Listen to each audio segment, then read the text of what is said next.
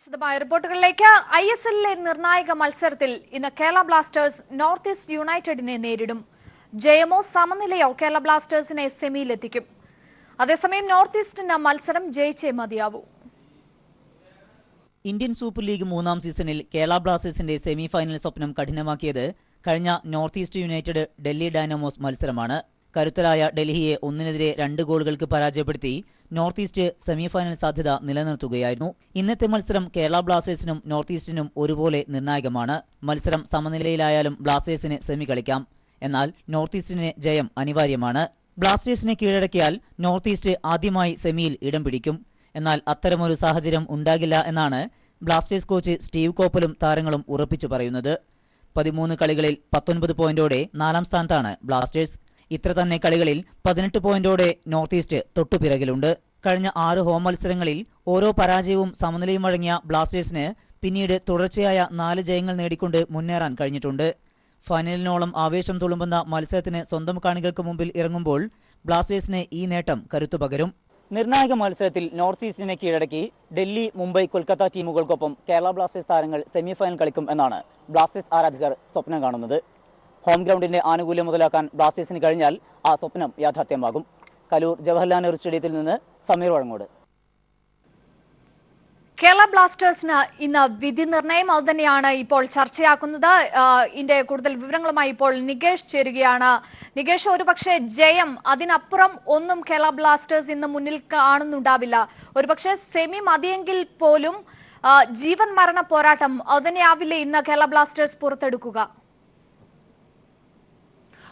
രണ്ട് ടീമുകൾക്കും ജീവൻ മരണ പോരാട്ടം തന്നെയാണ്. പ്രത്യേകിച്ചും നോർത്ത് ഈസ്റ്റ് യുണൈറ്റഡിന് ഇന്നത്തെ ഒരു തോൽവി നോർത്ത് ഈസ്റ്റ് യുണൈറ്റഡിനെ ഈ സെമി ഫൈനൽ സാധ്യത പൂർണ്ണമായും ഇല്ലാതാക്കും. കേരള ബ്ലാസ്റ്റേഴ്സ് ഇന്നൊരു സമനിലയാണെങ്കിൽ പോലും അത് സെമിയിലെത്തിക്കും.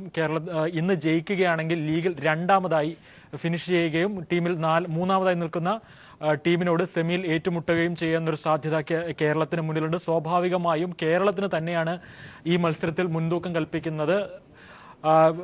ടീമുകൾ തമ്മിലുള്ള കോമ്പിനേഷനിൽ അല്ല, അത്തരത്തിലുള്ള ഒരു വിലയിരുത്തലല്ല കേരളത്തിന് സാധ്യത കൽപ്പിക്കുന്നത്. കാരണം ജവഹർലാൽ നെഹ്റു സ്റ്റേഡിയത്തിലെ കൊച്ചിയിലെ ജവഹർലാൽ നെഹ്റു സ്റ്റേഡിയത്തിലെ 65,000-ഓളം കാണികൾ നൽകുന്ന ഒരു പിന്തുണയിലുള്ള ഒരു മുൻതൂക്കമാണ് ബ്ലാസ്റ്റേഴ്സിന് ഈ മത്സരത്തിൽ ഒരു മുൻതൂക്കം നൽകുന്നത്. നമ്മൾ ഒരുപാട് ചർച്ച ചെയ്ത പോലെ ഒരു 12-ാമൻ എന്ന പോലെ ഈ കൊച്ചിയിലെ കാണികൾ ഒരു 12-ാമൻ എന്ന പോലെ ടീമിന് പ്രോത്സാഹനം നൽകുകയും ഈ പ്രോത്സാഹനത്തിൻ്റെ ഒരു ഊർജ്ജത്തിൽ നിന്ന് ഒരു ടീം തിരിച്ചറിയാത്ത വിധത്തിൽ മാറിപ്പോവുകയും വമ്പന്മാരെ കടപുഴക്കുന്ന ഒരു ചിത്രവുമാണ് നമ്മൾ കഴിഞ്ഞ മത്സരങ്ങളിലെല്ലാം കണ്ടത്. തുടർച്ചയായ 4 മത്സരങ്ങൾ ഹോം മാച്ച് ജയിച്ചുകൊണ്ടാണ് കേരളത്തിലെ ഫുട്ബോൾ ആരാധകരുടെ മനം ബ്ലാസ്റ്റേഴ്സ് കവർന്നിരിക്കുന്നത്. മറ്റൊരു ടീമിനും എത്തിപ്പിടിക്കാനാവാത്ത ഒരു നേട്ടം തന്നെയാണ് ബ്ലാസ്റ്റേഴ്സ് കൈപ്പിടിയിൽ ഒതുക്കിയിരുന്നത്. കഴിഞ്ഞ മത്സരങ്ങൾ തുടർച്ചയായ 4 മത്സരങ്ങൾ ജയിച്ചു. ഇതിൻ്റെ ഒരു ഊർജ്ജം എന്ന് പറയുന്നത് കൊച്ചിയിലെ 65,000-ഓളം വരുന്ന കാണികൾ ഇന്ന് കേരളത്തിലെ ഇന്ത്യയിലെ ഒരു റെക്കോർഡ് തന്നെയാണ്, ISL റെക്കോർഡ് തന്നെ. അതോടൊപ്പം തന്നെ 10 ലക്ഷം കാണികൾ കൊച്ചി സ്റ്റേഡിയത്തിൽ മൊത്തം കണക്കെടുക്കുകയാണെങ്കിൽ 10 ലക്ഷം കാണികൾ കവിഞ്ഞു എന്നാണ് പറയുന്നത്. ഈ ഒരു കാണികളുടെ ഊർജ്ജവും പിന്തുണയും തന്നെയാണ് ബ്ലാസ്റ്റേഴ്സിന് ഇന്ന് മുൻതൂക്കം നൽകുന്നത്. തീർച്ചയായും അത് തന്നെയാണ്. ഒരുപക്ഷെ കേരള ബ്ലാസ്റ്റേഴ്സിനെ സംബന്ധിച്ച് ഹോം മാച്ച് വലിയ കാണികളുടെ അകമഴിഞ്ഞ ഒരു പിന്തുണ, അതാണ് ഈ ഇത്രയും ദിവസമുള്ള ഓരോ മത്സരങ്ങളിലും കണ്ടതാണ്. അവിടെ കൂടുന്ന മഞ്ഞപ്പടയുടെ ആവേശം കണ്ടറിഞ്ഞതാണ്. ഒരുപക്ഷെ ആ ഒരു സപ്പോർട്ട് കേരള ബ്ലാസ്റ്റേഴ്സിനെ സംബന്ധിച്ച് വിജയം എന്ന അതിനപ്പുറത്തേക്ക് ഒരു ചിന്തയിലേക്ക് പോകാൻ കഴിയാത്തതും ഈ ഒരു പ്രേക്ഷകരുടെ അകമഴിഞ്ഞ പിന്തുണ കൊണ്ട് തന്നെയാകും. തീർച്ചയായും ഈ 65,000 കാണികൾ ഇന്ന് വരുന്നത് ഒരു ജയം എന്നുള്ള ഒന്നിനെ കാണാൻ വേണ്ടി തന്നെയാണ്. ഒരു സമനില പോലും കേരളത്തിലെ കാണികളെ തൃപ്തരാക്കുകയില്ല. നോർത്ത് ഈസ്റ്റ് യുണൈറ്റഡുമായി ആദ്യ മത്സരത്തിൽ, അതായത് ഈ ലീഗ് ആരംഭിക്കുന്നത് North East United Kerala Blasters മത്സരത്തിലൂടെയായിരുന്നു. അതിൽ 2ാം പകുതിയിൽ അവരുടെ ജപ്പാനീസ് താരം നേടിയ ഒരു ഗോളിലൂടെയാണ് കേരള ബ്ലാസ്റ്റേഴ്സിന് അവർ കീഴടക്കുന്നത്. സ്വാഭാവികമായും ആ തോൽവിക്ക് ഒരു മധുര പ്രതികാരം ഇന്ന് കൊച്ചിയിൽ വീട്ടുന്നതിനോടൊപ്പം തന്നെ ഇന്ന് ജയിച്ച് 22 പോയിന്റുമായി ലീഗിൽ രണ്ടാമതെത്താം എന്നുള്ള ഒരു സാധ്യത കൂടെ നിൽക്കുന്നുണ്ട്. ഇന്ന് ഒരു സമനിലയാണെങ്കിൽ കേരളത്തിന് 20 പോയിന്റാണ് ഉണ്ടാവുക. സ്വാഭാവികമായും ലീഗിലെ ആദ്യ സ്ഥാനക്കാരായ മുംബൈയുമായാണ് ഏറ്റുമുട്ടേണ്ടത്. മുംബൈയുമായി ഏറ്റവും അവസാനം നടന്ന ലീഗ് മത്സരത്തിലെ അവസ്ഥ നമുക്കറിയാം. 5-0 തോൽവിയായിരുന്നു അതിന്റെ ഫലം. സ്വാഭാവികമായും മുംബൈയുമായുള്ള ഒരു മത്സരം ഒഴിവാക്കുക, ഇന്ന് ജയിച്ചു കഴിഞ്ഞാൽ ലീഗിൽ രണ്ടാമതാവുകയും ഡൽഹി മൂന്നാമതാവുകയും കൊൽക്കത്ത നാലാമതാവുകയും ചെയ്യും. സ്വാഭാവികമായും ഇന്ന് ജയിച്ചു കഴിഞ്ഞ് രണ്ടാം സ്ഥാനത്തെത്തി മൂന്നാം സ്ഥാനക്കാരായ ഡൽഹിയെ നേരിടുക എന്നതാണ് ഫൈനലെത്താനുള്ള കേരളത്തെ സംബന്ധിച്ച് ഏറ്റവും എളുപ്പമായ മാർഗം. അതുകൊണ്ട് സ്റ്റീവ് കോപ്പൽ മത്സരത്തിന് മുമ്പ് പറഞ്ഞതുപോലെ ഒരു ജയത്തിൽ കവിഞ്ഞൊന്നും തന്നെ സ്റ്റീവ് കോപ്പൽ പ്രതീക്ഷിക്കുന്നില്ല. സ്വാഭാവികമായും ഒരു സമനില അദ്ദേഹത്തിന്റെ മനസ്സിലുണ്ടെങ്കിൽ കൂടി ടീമിനൊരു ഊർജ്ജവും ഉത്തേജനവും നൽകുന്നതിന്റെ ഭാഗമായി ടീം ജയം തന്നെയാണ് തന്റെ ലക്ഷ്യമെന്ന് അദ്ദേഹം വ്യക്തമാക്കിയിട്ടുണ്ട്. അതല്ലെങ്കിൽ കൂടി ഒരു സമനില ഒരു നിവൃത്തിയില്ലാത്ത ഘട്ടത്തിൽ സമനിലയിലൂടെ എത്താമെന്നല്ലാതെ ഒരു ജയം ലാക്കാക്കി തന്നെ കളത്തിലിറങ്ങണം എന്നാണ് അദ്ദേഹം ടീം അംഗങ്ങളോട് പറഞ്ഞിട്ടുണ്ട്. തീർച്ചയായും അത് തന്നെയാണ് സെമി എന്ന സമനില എന്ന നൂൽപാലത്തിലൂടെയുള്ള ഒരു സെമി അത് തികച്ചും അപകടകരമാണ് എന്നുള്ള വ്യക്തമായ മുന്നറിയിപ്പ് കോച്ച് നൽകുന്നില്ലേ? തീർച്ചയായും. കാരണം നോർത്ത് ഈസ്റ്റ് യുണൈറ്റഡിന്റെ ഏറ്റവും അവസാന മത്സരം ഡൽഹിയുമായിരുന്നു. ആ ദില്ലിയുമായുള്ള മത്സരം സമനിലയായാൽ പോലും അവർ പുറത്താകുമായിരുന്നു. ജീവൻ മരണ പോരാട്ടത്തിലൂടെ 1-2 ഗോളുകൾക്ക് അവരെ കീഴടക്കിക്കൊണ്ടാണ് നോർത്ത് ഈസ്റ്റ് യുണൈറ്റഡ് ഈ മത്സരത്തിനെത്തുന്നത്. അതുകൊണ്ട് തന്നെ തങ്ങളുടെ പരമാവധി ഊർജം, പരമാവധി കഴിവ് അവർ ഇന്ന് മത്സരത്തിൽ പുറത്തെടുക്കും. സ്വാഭാവികമായും ഈ കേരളത്തിന് എല്ലാ കളി എഴുത്തുകാരും കളി വിശാരദന്മാരും പറയുന്നത് പോലെ തന്നെ കേരളത്തിന് ഈ മത്സരത്തിൽ മുൻതൂക്കമുണ്ട്. പല വമ്പന്മാരെയും അട്ടിമറിച്ച ചരിത്രമുണ്ട് നമുക്ക് കൊച്ചിയിൽ. അതുകൊണ്ട് തന്നെ ജയം എന്നതിൽ കുറഞ്ഞ് ഒന്നും സ്റ്റീവ് കോപ്പൽ ടീമങ്ങളുടെ മുന്നിൽ വെക്കുന്നുണ്ടാവില്ല. അതോടൊപ്പം തന്നെ ചില ടീമിൽ ചില ആശങ്കകളുണ്ട്. ഹോസു പ്രിറ്റോയെ പോലുള്ള ലെഫ്റ്റ് ബാക്കായി കളിക്കുന്ന താരത്തിന് ഇന്ന് കളിക്കാൻ കഴിയുമോ എന്നുള്ള ആശങ്കയുണ്ട്. കാരണം ഹോസുവിനെ പോലുള്ള ഒരു താരം ആ സ്ഥാനത്തു നിന്നും മാറുന്നത് സ്വാഭാവികം സ്റ്റീവ് കോപ്പലിന് ഒരു അല്പം തലവേദന ഉണ്ടാക്കുന്നു. പകരം ആര് ഇറക്കും, ലെഫ്റ്റ് ബാക്ക് സ്ഥാനത്ത് ആര് ഇറക്കും എന്ന ഒരു ആശങ്കയുണ്ട്. അതോടൊപ്പം തന്നെ മെഹ്താബ് ഹുസൈന് തുടർച്ചയായി 3 കളികളിൽ മഞ്ഞക്കാട് കണ്ടതിനെ തുടർന്ന് ഇന്ന് കളിക്കാനാവില്ല. അത്തരം പ്രശ്നങ്ങളെല്ലാം തന്നെ. ശരി, നികേഷിലേക്ക് മടങ്ങിയെത്താം. ഇപ്പോൾ കണ്ണൂരിൽ നിന്ന് കമാൽ വരദൂർ കൂടി നമ്മോടൊപ്പം ചേരുകയാണ്. ശ്രീ കമാൽ വരദൂർ, ജയം എന്നതിനപ്പുറത്തേക്കോ ഒന്നുമില്ല കേരള ബ്ലാസ്റ്റേഴ്സിന് മുന്നിൽ. ഒരു ജീവൻ മരണ പോരാട്ടം അതുതന്നെയായിരിക്കുമോ ഇന്ന് കൊച്ചിയിൽ ഉണ്ടാവുക? അതായത് ശരിക്കും മാനസിക ഗെയിം എന്ന് പറയുന്നത് ഇന്നാണ്. പ്രത്യേകിച്ച് നമുക്ക് വളരെ വ്യക്തമായിട്ടറിയാം ഈ ഫുട്ബോളിൽ. കാരണം ഇനി 3 ടീമുകൾ ഓൾറെഡി അവരുടെ ബെർത്ത് ഉറപ്പിച്ചിട്ടുണ്ട്. കേരളമാണോ അല്ലെങ്കിൽ ബ്ലാസ്റ്റേഴ്സ് ആണോ നോർത്ത് ഈസ്റ്റ് ആണോ? ഇതാണൊരു ചോദ്യമുള്ളത്. ഈ ചോദ്യത്തിന് മുമ്പിൽ വളരെ പക്വമായിട്ട് മെൻ്റലി അവിടെയാണ് നമുക്ക് സ്റ്റീവ് കോപ്പൽ എന്ന കോച്ചിൻ്റെ സാന്നിധ്യം. എനിക്ക് തോന്നുന്നു നമ്മൾ സ്റ്റേഡിയത്തിലെ കാണികളേക്കാൾ അല്ലെങ്കിൽ മത്സരക്കളത്തിലെ നമ്മുടെ താരങ്ങളെക്കാൾ ഇന്ന് വളരെ നിർണായകമായിട്ട് മാറുക സ്റ്റീവ് കോപ്പൽ എന്ന കോച്ചിൻ്റെ സ്റ്റാൻഡാണ്. കാരണം അദ്ദേഹത്തെ നമ്മൾ കണ്ടു, അദ്ദേഹത്തിൻ്റെ ഒരു സ്വഭാവം. കാരണം സാധാരണഗതിയിൽ നമ്മുടെ ആധുനിക ഫുട്ബോളിൽ പരിശീലകർ ഇപ്പോൾ നമ്മൾ മാർക്കോ മറ്റരേസി എടുക്കുകയാണെങ്കിൽ, ഈവൻ സീക്കോയെ നമ്മൾ എടുക്കുകയാണെങ്കിൽ, ഇവരെല്ലാം വളരെ വയലൻ്റായിട്ട് താരങ്ങളോട് അല്ലെങ്കിൽ മത്സര തീരുമാനങ്ങളോട് റഫറിമാരോട് പെരുമാറുമ്പോൾ സ്റ്റീവ് കോപ്പൽ അദ്ദേഹം നമ്മൾ സ്ഥിരമായിട്ട് കാണുന്ന ഒരു കാഴ്ച എന്ന് പറയുന്നത് വളരെ സൈലൻ്റായിട്ട് വളരെ പക്വമായിട്ട് കാര്യങ്ങളെ കാണുന്ന ഒരാളാണ്. നമ്മുടെ ടീമിൻ്റെ മുന്നേറ്റത്തിലേക്ക് അല്ലെങ്കിൽ മുന്നോട്ട് ടീം വരാനുള്ള വളരെ പ്രധാനപ്പെട്ട കാരണങ്ങളിലൊന്നും അദ്ദേഹത്തിൻ്റെ സ്റ്റാൻഡാണ്. കാരണം ആരെ കളിപ്പിക്കണം അന്തിമമായിട്ട്, ആരെയൊക്കെ സബ്സ്റ്റിറ്റ്യൂട്ട് ബെഞ്ചിലേക്ക് കൊണ്ടുവരണം, ഇത്യാദി കാര്യങ്ങളെല്ലാം ഫുട്ബോൾ കളത്തിൽ നിർണ്ണയിക്കുന്നത് കോച്ചാണ്. അദ്ദേഹത്തിൻ്റെ സ്റ്റാൻഡാണ് വളരെ പ്രധാനം.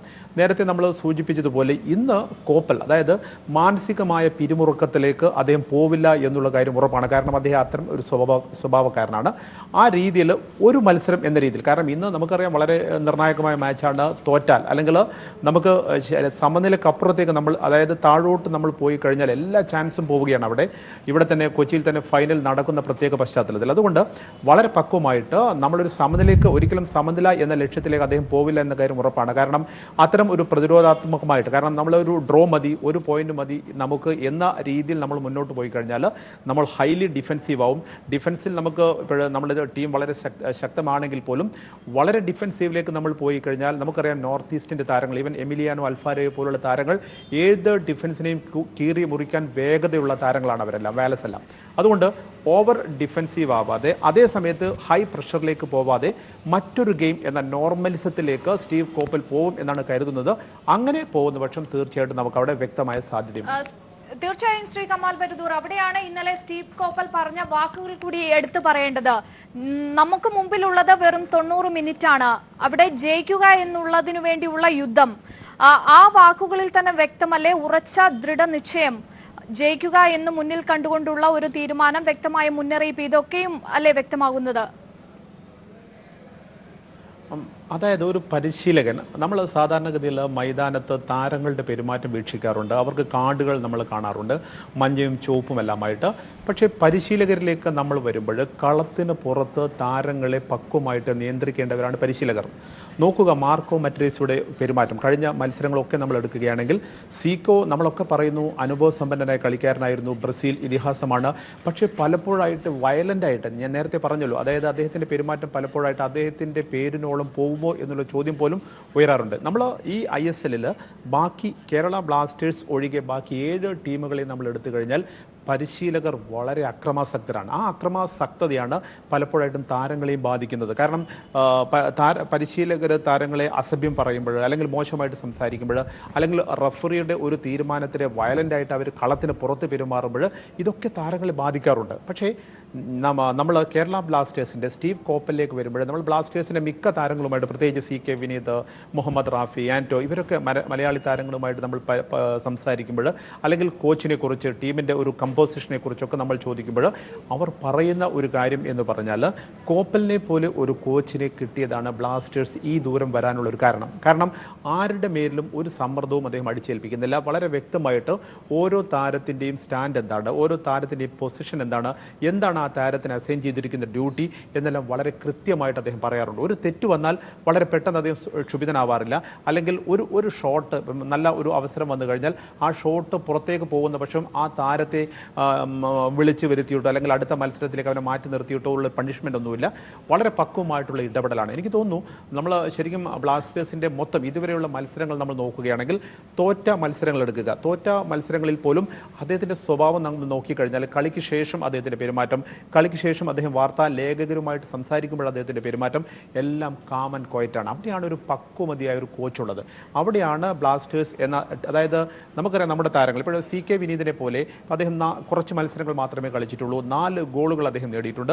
പക്ഷേ കഴിഞ്ഞ മത്സരത്തിൽ 1-2 ചാൻസസ് അദ്ദേഹം ഓപ്പൺ ചാൻസസ് ആയിരുന്നു, അത് മിസ്സാക്കിയപ്പോൾ അദ്ദേഹം തന്നെ പറഞ്ഞ ഒരു കാര്യം, കോച്ച് എന്നോട് പറഞ്ഞിരിക്കുന്നത് അവസരങ്ങളെ പ്രയോജനപ്പെടുത്താനാണ്. ചിലപ്പോൾ നമ്മൾ വളരെ പെട്ടെന്ന്, അപ്പോൾ നമ്മുടെ എതിർ ഡിഫൻസ് വളരെ സ്ട്രോങ് ആയിട്ട് വരികയാണെങ്കിൽ നമുക്ക് ഓപ്പൺ നെറ്റാണെങ്കിൽ പോലും നമ്മുടെ ഷോട്ട് ചിലപ്പോൾ വേഗതയിലോ അല്ലെങ്കിൽ ആശയെങ്കിലോ പുറത്തേക്കൊക്കെ പോയേക്കാം. പക്ഷേ ഒരിക്കൽ പോലും അദ്ദേഹം ചീത്ത വിളിക്കുന്നില്ല, അദ്ദേഹം മോശമായിട്ട് സംസാരിക്കുന്നില്ല, വളരെ നന്നായിട്ട് കളിക്കാനായിട്ട് പറയുന്നു. മുഹമ്മദ് റാഫി വളരെ അനുഭവസമ്പന്നനായ ഒരു താരമാണ്. അദ്ദേഹത്തിന് ചില മത്സരങ്ങളിലൊക്കെ മാറ്റി നിർത്തേണ്ടി വന്നിട്ടുണ്ട് പരിക്ക് കാരണം, അല്ലെങ്കിൽ ചിലപ്പോൾ അന്നത്തെ മത്സരത്തിന് അദ്ദേഹം സ്യൂട്ടല്ല എന്ന് തോന്നിയിട്ടാവാം. അദ്ദേഹം പോലും പറയുന്ന ഒരു കാര്യം, അങ്ങനെ മാറ്റി നിർത്തുമ്പോഴും അത് പറയാറുണ്ട്. കാരണം ഇന്ന് നീ കളിക്കുന്നില്ല, ഇന്ന് നീ മാറി നിൽക്കുക, ഇങ്ങനെ വളരെ വ്യക്തമായിട്ട് താരങ്ങളുമായിട്ട് കമ്മ്യൂണിക്കേറ്റ് ചെയ്യുന്ന ഒരു കോച്ച്. ആ കോച്ചിൻ്റെ സ്റ്റാൻഡ് എന്ന് പറയുമ്പോൾ നമുക്കറിയാം, ഇപ്പോൾ നമ്മുടെ ഏകദേശം ഈ ചാമ്പ്യൻഷിപ്പ് അവസാന ഘട്ടത്തിലേക്ക് പോകുമ്പോൾ പല താരങ്ങൾക്കും പരുപ്പുണ്ട്. അപ്പോൾ ഹോസുവിനെ പോലെ ഒരു താരത്തിന് നേരിയ പരുക്കുണ്ട്. പക്ഷേ ആ പരിക്കിൽ ഒരിക്കലും കോപ്പൽ അദ്ദേഹത്തെ കളിപ്പിക്കില്ല. കാരണം കോപ്പലിന് വളരെ വ്യക്തമായിട്ട് അറിയാം, നേരത്തെ പറഞ്ഞതുപോലെ 90 മിനിറ്റ് മത്സരം എന്നുള്ളത് മാത്രമല്ല, മൈതാനം നിറയെ അല്ലെങ്കിൽ ഗ്യാലറി നിറയെ കാണികളായിരിക്കും. എത്രയോ ആളുകൾ ടെലിവിഷൻ മുഖേന ഈ മത്സരം കാണുന്നുണ്ട്. അപ്പോൾ ഹൈ പ്രഷർ മാച്ചാണ്. അവിടെ നമുക്ക് വേണ്ടത് ഫിറ്റ് ആയിട്ടുള്ള താരങ്ങളാണ്. അതുകൊണ്ട് ഹോസുവിന് പരുക്കുണ്ടെങ്കിൽ പോലും അദ്ദേഹത്തെ മാറ്റി നിർത്തി, ഇതുവരെ കളിപ്പിക്കാത്ത താരമുണ്ടെങ്കിൽ അദ്ദേഹത്തെ പോലും കളിപ്പിക്കുന്ന ജെന്യൂൻ ആയിട്ടുള്ള പ്രൊഫഷണലിസമാണ് അദ്ദേഹം കാഴ്ചവെക്കുന്നത്. അതുകൊണ്ട് ഈ കോച്ചിലാണ് എനിക്ക് തോന്നുന്നു നമ്മുടെ പ്രതീക്ഷകൾ അത്രയും. ശരി, കമാൽ വരദൂരിലേക്ക് വരാം. ഇപ്പോൾ കേരള ഫുട്ബോൾ താരം ബിനീഷ് കൂടി ചേരുകയാണ് നമ്മോടൊപ്പം. ശ്രീ ബിനീഷ്, വിധി നിർണ്ണയിക്കുന്ന കേരള ബ്ലാസ്റ്റേഴ്സിന്റെ വിധി നിർണ്ണയിക്കുന്ന ഒരു മത്സരം നടക്കാൻ പോവുകയാണ്. എത്രത്തോളം പ്രതീക്ഷയിലാണ് താങ്കൾ? ഒപ്പം വിലയിരുത്തലും കൂടി.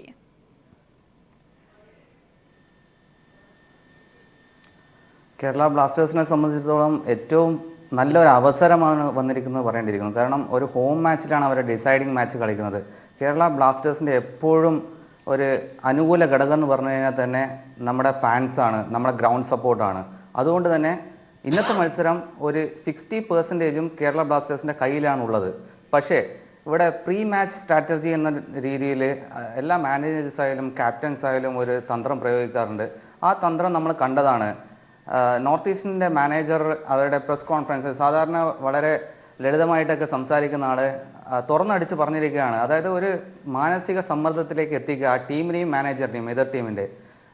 ഒരു അറ്റാക്കിംഗ് ഫുട്ബോളാണ് നമ്മൾ കളിക്കാൻ പോകുന്നത്, അതൊരു തൃശങ്കൂലാക്കുന്നതാണ്. അപ്പം ഈ ഒരു നേരത്തെ കമാൽ പറഞ്ഞ മാതിരി ഈ ഒരു കാര്യം നമ്മൾ ശ്രദ്ധിക്കേണ്ടിയിരിക്കും. നമ്മൾ ഇന്ന് ഏത് ഫോർമേഷനിൽ കളിക്കുന്നു, നമ്മൾ ഏത് സ്ട്രാറ്റജിയാണ് പുറത്തെടുക്കേണ്ടത്, ഡിഫെൻസീവിലേക്ക് പോകണോ അതോ അറ്റാക്കിലേക്ക് പോകണോ, അല്ല ഇതിന് രണ്ടിനും കൂടി അല്ലാതെ ഒരു പ്രത്യേക പ്ലാൻ ഉണ്ടാക്കണോ, ഇതൊക്കെ ഒരു വലിയ ഒരു ആശയക്കുഴപ്പങ്ങൾ കേരള ബ്ലാസ്റ്റേഴ്സിൻ്റെ ക്യാമ്പിലുണ്ടാവാം. പക്ഷേ വളരെ അനുഭവ സമ്പത്തുള്ള ഒരു മാനേജറാണ്. ഒരു പക്ഷേ നേരത്തെ കമാൽ പറഞ്ഞ മാതിരി കേരള ബ്ലാസ്റ്റേഴ്സിനെ ഇവിടം വരെ എത്തിച്ചത് ആ മാനേജറിൻ്റെ കഴിവാണെന്ന് തന്നെയാണ് ഞാൻ വിശ്വസിക്കുന്നത്. കാരണം കേരള ബ്ലാസ്റ്റേഴ്സിൻ്റെ ടീം എടുത്തു നോക്കിക്കഴിഞ്ഞാൽ നമുക്കൊരു നല്ലൊരു മിഡ്ഫീൽഡ് ജനറൽ ആ ടീമിൽ കാണാൻ സാധിച്ചിട്ടില്ല. ഒരു മിഡ്ഫീൽഡാണ് ഒരു ഫുട്ബോൾ ടീമിൻ്റെ എപ്പോഴും നെടുന്തൂണ്. അവിടെ ഒരു നല്ലൊരു പ്ലേ മേക്കർ അല്ലെങ്കിൽ ഒരു കില്ലിംഗ് പാസ് കൊടുക്കാൻ പറ്റിയ ആൾ, അല്ലെങ്കിൽ ഒരു ഡിഫൻസിനെ കീറി മുറിച്ചിട്ട് സ്കോർ ചെയ്യാനുള്ള പാസുകൾ കൊടുക്കാൻ പറ്റിയ ഒരാൾ നമുക്ക് ആ ടീമിനെ ഇത്രയും നാളായിട്ട് കാണാൻ സാധിച്ചിരുന്നില്ല. അതുപോലുള്ളൊരു ടീമിനെ ഇത്രയും നല്ലൊരു സെറ്റ് ടീമാക്കി ലാസ്റ്റ് സമയത്തേക്ക് കൊണ്ടുവരാൻ സാധിച്ചത് കോപ്പലിൻ്റെ ഒരു തന്ത്രം തന്നെയാണ്. അതുകൊണ്ട് തന്നെ ഇന്നത്തെ മത്സരത്തിന് അദ്ദേഹം നല്ലൊരു പ്ലാൻ ഉണ്ടാക്കി കാണാം. ഒരു പക്ഷേ കോപ്പലിൻ്റെ തന്ത്രങ്ങൾ ഫസ്റ്റ് ഹാഫിൽ വളരെ ടീമിനെ ഫസ്റ്റ് 15 മിനിറ്റ്സ് 20 ടീം എതിർ ടീമിനെ അനലൈസ് ചെയ്തുകൊണ്ട് അതിന് പറ്റിയൊരു തന്ത്രം മാച്ചിന്റെ ഇടയിൽ തന്നെ അത് തന്നെയാകും ബ്ലാസ്റ്റേഴ്സിന്റെ വിധി നിർണ്ണയിക്കുക എന്നുള്ളത് തന്നെയാണോ? തീർച്ചയായിട്ടും. കാരണം നമുക്കറിയാം എതിർ ടീം എന്തായാലും അവർക്ക് ഡു ഓർ ഡൈ ആണ്. ഇന്ന് ജയിച്ചേ തീരൂ അവർക്ക്. അതുകൊണ്ട് തന്നെ നമുക്ക് ഓൾ ഔട്ട് അറ്റാക്ക് ആദ്യം തന്നെ പോകാൻ സാധിക്കില്ല. അതുകൊണ്ട് ഫസ്റ്റ് വഴി ഓൾ ഔട്ട് അറ്റാക്ക് എന്നുള്ള രീതി മിക്കവാറും കോപ്പൽ അത് എടുക്കാൻ സാധ്യതയില്ല. കാരണം ഒന്നാമത് തന്നെ കോപ്പലിൻ്റെ ശൈലി എതിർ ടീമിൻ്റെ കളിയിനെ അനുസരിച്ച് നമ്മുടെ തന്ത്രങ്ങൾ മാറ്റുക എന്നൊരു രീതിയാണ് കണ്ടുവന്നിരിക്കുന്നത്. അതുകൊണ്ട് തന്നെ കോപ്പലിൻ്റെ ഇന്നത്തെ നിർണായകമായ തീരുമാനങ്ങൾ കേരള ബ്ലാസ്റ്റേഴ്സിൻ്റെ അടുത്ത ഘട്ടത്തിലേക്ക് കടക്കുന്നതിൽ നിർണായകമായിരിക്കും. തീർച്ചയായും. എന്തായാലും ക്യാപ്റ്റൻ ഹൂസിന്റെ ഒപ്പം ഹെൻബർട്ടോയുടെയും പ്രതിരോധത്തിൽ ഊന്നിയ ഒരു മുന്നേറ്റം അതുതന്നെയാകുമോ ഇന്ന് പ്രതീക്ഷിക്കേണ്ടത്?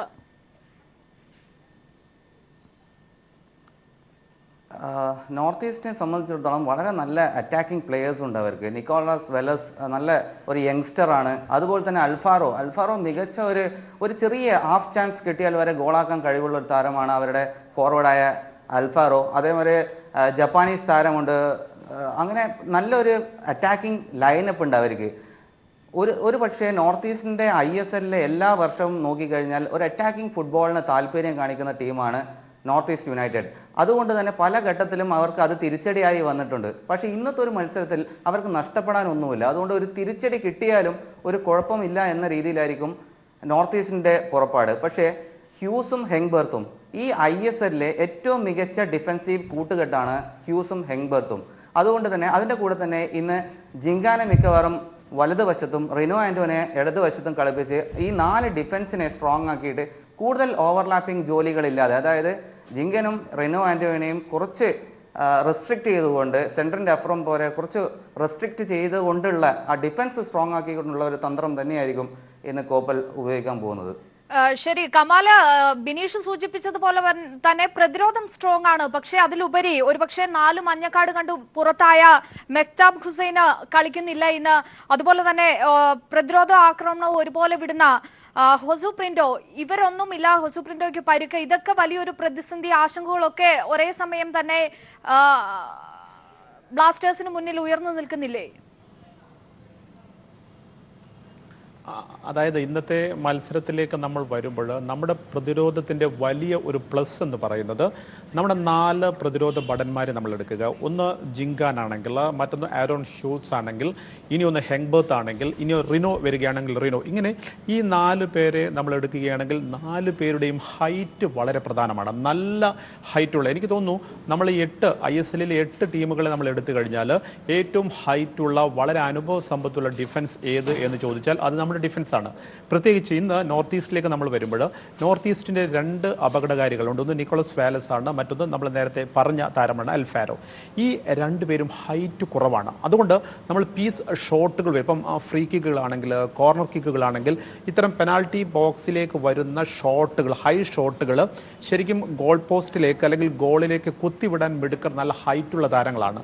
പക്ഷേ ഇവിടെ നമ്മൾ നോർത്ത് ഈസ്റ്റിലേക്ക് വരുമ്പോൾ ഈ വാലസിനെ നമ്മളെടുക്കുക, അവരുടെ ജാപ്പനീസ് താരത്തെ നമ്മളെടുക്കുക, അൽഫാരോ നമ്മളെടുക്കുക, ഇവർക്ക് ഹൈറ്റ് കുറവാണ്. നമ്മുടെ ഡിഫൻഡേഴ്സ് ആണെങ്കിൽ ഈ നേരത്തെ പറഞ്ഞ 4 പേരാണെങ്കിൽ നല്ല ഹൈറ്റുള്ള ഡിഫൻഡേഴ്സാണ്. അതുകൊണ്ട് സെറ്റ് പീസുകളെ നമ്മൾ പേടിക്കേണ്ടതില്ല എന്നാണ് എനിക്ക് തോന്നുന്നത്. പ്രത്യേകിച്ച് കോർണർ ആണെങ്കിൽ ഫ്രീ കിക്കുകളാണെങ്കിൽ ഇതൊന്നും പേടിക്കേണ്ട ഒരു അവസ്ഥയില്ല. നേരത്തെ വിനീഷ് പറഞ്ഞതുപോലെ 2 വിങ്, കാരണം നമ്മൾ സാധാരണഗതിയിൽ നമ്മുടെ ഇപ്പോഴത്തെ ഫുട്ബോളിൽ നമ്മൾ കാണുന്നത് വിങ്ങിലൂടെയുള്ള വളരെ വ്യക്തമായ അറ്റാക്ക്. നമ്മൾ ഇന്നലെ നമ്മൾ എൽ ക്ലാസിക്കോയിൽ പോലും നമ്മൾ കണ്ടു വിങ്ങുകളിലൂടെ കയറിയുള്ള കമാലിലേക്ക് തിരികെ എത്താം. ഇപ്പോൾ CB പാപ്പച്ചൻ കൂടി ചേരുകയാണ് നമ്മോടൊപ്പം ടെലിഫോൺ ലൈനിൽ. ശ്രീ CB പാപ്പച്ചൻ, ഏറെ നിർണായകമായ ഒരു മത്സരം ഇന്ന് കൊച്ചിയിൽ നടക്കുന്നു.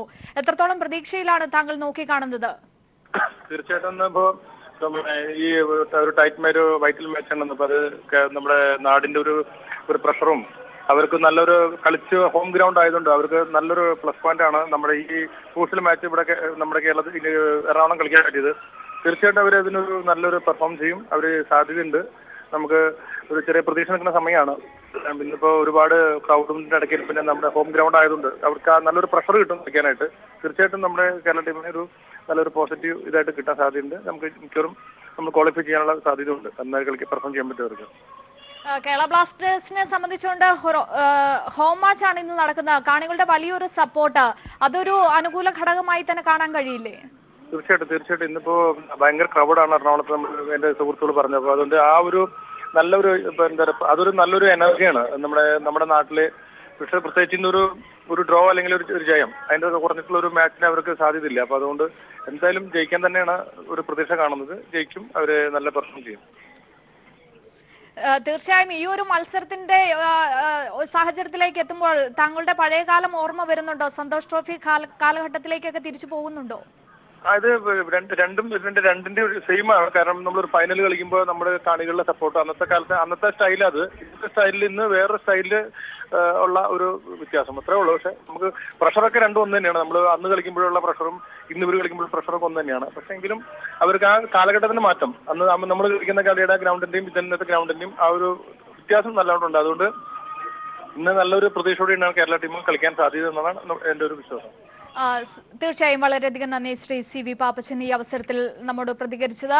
കമാൽ വരദൂർ, അത് തന്നെയാണ് ഒരുപക്ഷെ വലിയ സപ്പോർട്ട് തന്നെ കേരള ബ്ലാസ്റ്റേഴ്സിന് ലഭിക്കുന്നുണ്ട്. അതുപോലെ തന്നെയുള്ള ഒരു ഇത്രയധികം സപ്പോർട്ട് കിട്ടുന്ന ഒരു സാഹചര്യത്തിൽ കളിക്കാർ സമ്മർദ്ദത്തിലേക്ക് നീങ്ങുന്ന ഒരു സാഹചര്യം ഒരുപക്ഷെ ഉണ്ടാകാം. അത് വലിയൊരു പ്രതിസന്ധി സൃഷ്ടിക്കില്ലേ? പക്ഷേ നമ്മളിപ്പോൾ ഇന്നത്തെ ഫുട്ബോളിലേക്ക് നമ്മൾ വന്നാൽ ഈ നമ്മുടെ പ്രൊഫഷണൽ താരങ്ങളാണ് എല്ലാവരും. അതായത് അമേച്വറിസം ഒന്നുമില്ലാത്ത ധാരാളമായിട്ട് കളിക്കുന്ന, ഏത് വേദിയിലും ഏത് കാലാവസ്ഥയിലും കളിക്കുന്ന, നമ്മൾ യൂറോപ്പിൽ, ആഫ്രിക്കയിൽ അല്ലെങ്കിൽ നമ്മൾ ഏഷ്യയുടെ മറ്റു ഭാഗങ്ങളിലൊക്കെ കാണുന്നത് പോലെയുള്ള ഫുട്ബോളിനെ തനി പ്രൊഫഷണലായിട്ട് സമീപിക്കുന്ന കുറേ താരങ്ങളാണ് നമ്മുടെ മുന്നിലുള്ളത്. അതുകൊണ്ട് മത്സര സമ്മർദ്ദം എന്നുള്ളത് ഒരു പഴയ വാക്ക് മാത്രമാണ്. കാരണം സ്റ്റേഡിയം, ഏത് മത്സരങ്ങളിലേക്ക് നമ്മൾ നോക്കിക്കഴിഞ്ഞാലും സ്റ്റേഡിയത്തിൽ ആളുകളുണ്ടാവും, ആൾക്കൂട്ടം ഉണ്ടാവും.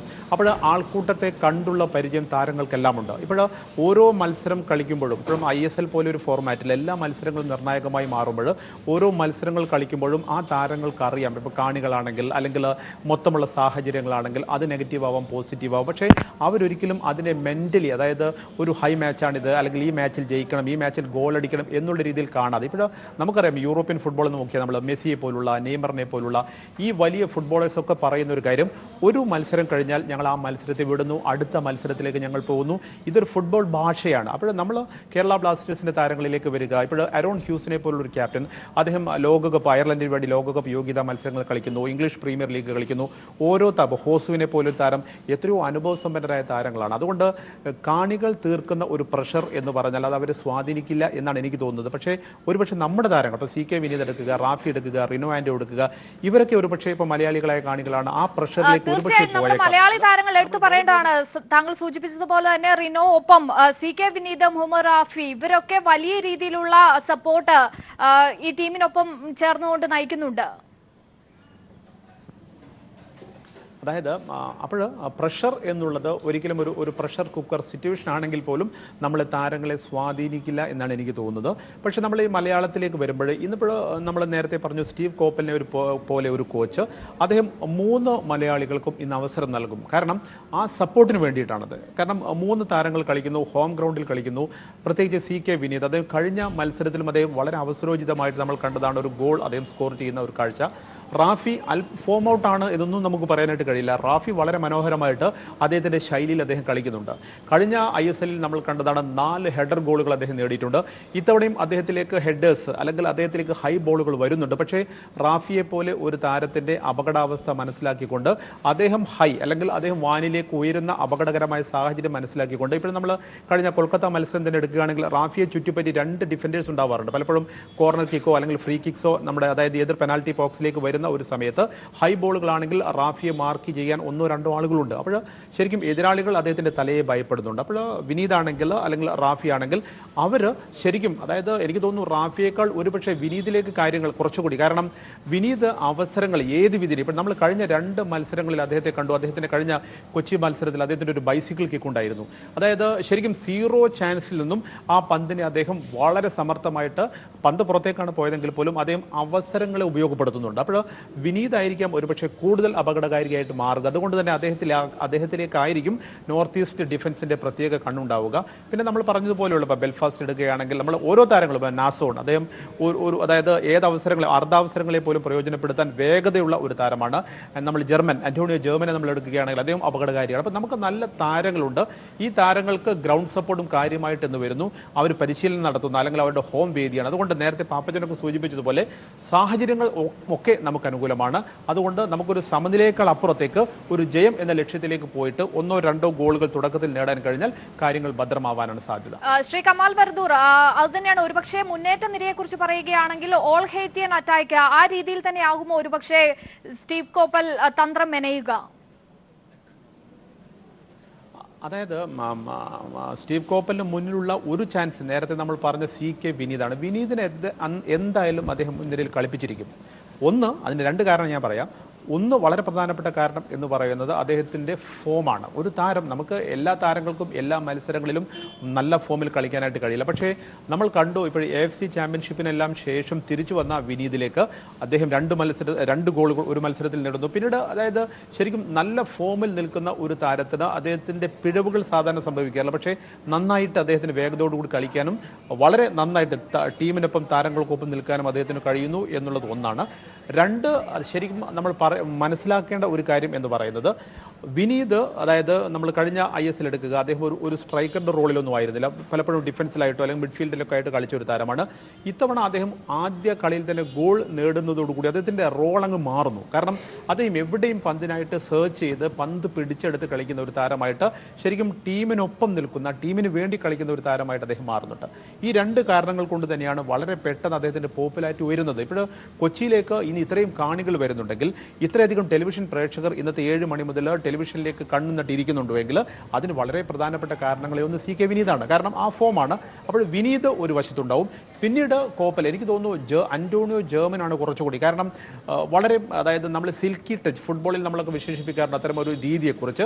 അദ്ദേഹം വളരെ പെട്ടെന്ന് അഗ്രസീവായിട്ട് ഓടിക്കളിച്ച് ഷോട്ടൊന്നും ഉതിർക്കില്ല എങ്കിൽ പോലും അദ്ദേഹത്തിൻ്റെ സിൽക്കി ടച്ച് എന്ന് വേണം. കാരണം നോർത്ത് ഈസ്റ്റ് ഡിഫൻസ് എന്ന് പറയുന്നത് ഉയരം കുറഞ്ഞ ഡിഫൻഡേഴ്സാണ്. അപ്പോൾ ഇവരെ ഒന്ന് കബളിപ്പിക്കാനായിട്ട് ആ ഒരു ടച്ച് ഉണ്ടെങ്കിൽ, കാരണം വിനീതിനെ പോലെ അഗ്രസീവായി കളിക്കുന്ന ആളുകൾക്ക് എപ്പോഴും പന്ത്, നേരത്തെ വിനീഷ് പറഞ്ഞതുപോലെ മിഡ്ഫീൽഡിൽ നമുക്കൊരു ജനറൽ ഇല്ലാത്തൊരവസ്ഥയിൽ പന്ത് ഇങ്ങനെ സപ്ലൈ ചെയ്ത് കൊടുക്കാനായിട്ട് ഒരാൾ, അപ്പോൾ അത് ബെൽഫാസ്റ്റ് ആണെങ്കിലോ അല്ലെങ്കിൽ നാസോൺ ആണെങ്കിലോ, പക്ഷേ അതിനേക്കാൾ കുറച്ചുകൂടി ആരോഗ്യത്തോടു കൂടി കുറച്ചുകൂടി സിൽക്കി അല്ലെങ്കിൽ നമ്മൾ ഈ ഒഴുക്കൻ ഫുട്ബോൾ വളരെ ഒഴുകി കളിക്കുന്ന ഒരു ഫുട്ബോളിലേക്ക് സ്യൂട്ടബിൾ ആയിട്ടുള്ള ഒരു താരം എന്ന് പറയുന്ന അന്റോണിയോ ജർമനാണ്. അപ്പോൾ ജർമനും വിനീതും അതായത് മുന്നേറ്റ നിരയിൽ കളിക്കുമെന്നാണ്, ആദ്യ 11-ൽ കളിക്കുമെന്നാണ് എനിക്ക് തോന്നുന്നത്. അങ്ങനെ വരുന്ന പക്ഷം തീർച്ചയായിട്ടും നേരത്തെ ഞാൻ പറഞ്ഞതുപോലെ നമുക്ക് ശരിക്കും ആ തുടക്കം, അതായത് ആദ്യ 10-20 മിനിറ്റിൽ ഒരു ഗോളൊക്കെ നേടാൻ ഇവർക്ക് കഴിഞ്ഞാൽ ശരിക്കും നമുക്ക് ആ ഫ്ലോയിനൊപ്പം നിൽക്കാനായിട്ട് കഴിയും. ശരി, വളരെയധികം നന്ദി ശ്രീ കമാൽ ബർദൂർ ഈ അവസരത്തിൽ പ്രതികരിച്ചത്. ഇപ്പോൾ ബിനീഷ് കൂടി ചേരുകയാണ്. ബിനീഷ്, അത് തന്നെയാണ് ഒരുപക്ഷെ ഇത്രയും അധികം നേരം നമ്മൾ പറഞ്ഞത് കേരള ബ്ലാസ്റ്റേഴ്സിനെ കുറിച്ചാണ്. ഒരുപക്ഷെ നോർത്ത് ഈസ്റ്റ് മരങ്ങൾ അവർ ആവിഷ്കരിക്കുന്ന ഫോർമേഷൻ, ഇതൊക്കെയും കേരള ബ്ലാസ്റ്റേഴ്സിനെ ഒരുപക്ഷെ പ്രതിസന്ധിയിലേക്ക് തള്ളിവിടുന്ന തന്ത്രങ്ങൾ അങ്ങനെ കൂടി വിലയിരുത്തേണ്ടേ?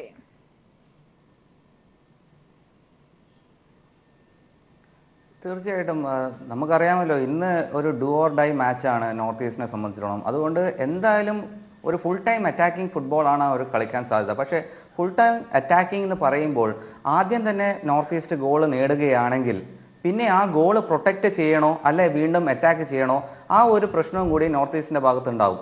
നമ്മൾ ഇപ്പോൾ ഈ മാച്ചിനെ കാണുന്നത് ഒരു ഡ്രോയിലേക്ക് കടക്കാനും അല്ലെങ്കിൽ നോർത്ത് ഈസ്റ്റ് തോൽക്കുന്നതൊക്കെ ആയിട്ടായിരിക്കും നമ്മൾ ചിത്രീകരിക്കുന്നത്. പക്ഷേ in case north east first തന്നെ ഒരു ലീഡ് നേടിക്കഴിഞ്ഞാൽ നോർത്ത് ഈസ്റ്റ് എങ്ങനെ കളിക്കും?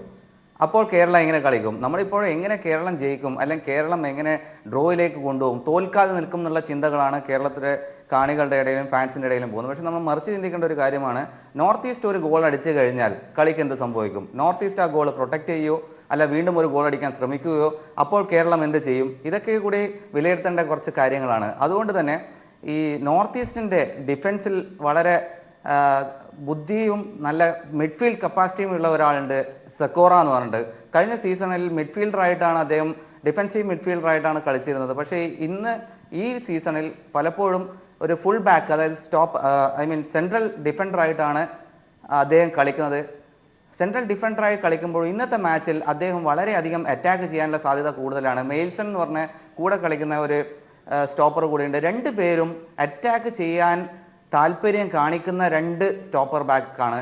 അതുകൊണ്ട് തന്നെ നേരത്തെ നമ്മൾ പറഞ്ഞു, എയർ ബോളിൽ സെറ്റ് പീസ് എന്ന് പറഞ്ഞാൽ നമ്മുടെ ഫ്രീ കിക്ക് കോർണറുകളിൽ നമ്മൾ നോർത്ത് ഈസ്റ്റിനെ ഭയപ്പെടണ്ടെന്ന് പറഞ്ഞിരുന്നെങ്കിലും ഈ രണ്ട് പേരും നല്ല ഹൈറ്റുള്ള താരങ്ങളാണ്. ഇവർ പലപ്പോഴും എല്ലാ കോർണേഴ്സിനും ഫ്രീ കിക്കിനും ഹെഡ് ചെയ്യാൻ വരാറുമുണ്ട്.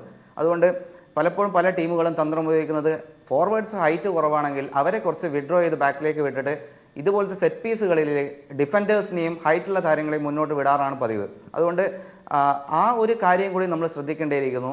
അതുപോലെ തന്നെ നോർത്ത് ഈസ്റ്റിൻ്റെ ഇന്നത്തെ മാച്ചിൽ അവരെ നേരത്തെ കമാൽ സൂചിപ്പിച്ചതാണ്, വിങ്ങിലൂടെയുള്ള അറ്റാക്ക് വളരെ കുറവാകാൻ സാധ്യതയുണ്ട്. കാരണം നമ്മുടെ ഡിഫൻഡേഴ്സിന് നല്ല ഹൈറ്റുള്ള ഡിഫൻഡേഴ്സാണ് കേരള ബ്ലാസ്റ്റേഴ്സിൻ്റെ. അതുകൊണ്ട് തന്നെ വിങ്ങിലൂടെയുള്ള സൈഡിലുള്ള ക്രോസുകൾ അതൊക്കെ കുറച്ച് കുറഞ്ഞിട്ട് അതിന് പകരം ത്രൂ പാസുകൾ, അതായത് രണ്ട് ഡിഫൻഡേഴ്സിൻ്റെ ഇടയിലൂടെയുള്ള പാസുകൾക്കാണ് കൂടുതൽ ശ്രമം നടത്താറ്. ഒരു പക്ഷേ നോർത്ത് ഈസ്റ്റിൻ്റെ കളിയും അതുപോലെ തന്നെയാണ്, ത്രൂ ബോളുകൾ നൽകിക്കൊണ്ട് ഒരു കൗണ്ടർ അറ്റാക്കിംഗ് ടീമാണ് പലപ്പോഴും നോർത്ത് ഈസ്റ്റിനെ കാണുന്നത്. കൗണ്ടർ അറ്റാക്കിംഗ് ടീമിൽ ഏറ്റവും മികച്ചു നിൽക്കുന്ന ഒരു ടീം തന്നെയാണ് നോർത്ത് ഈസ്റ്റ്.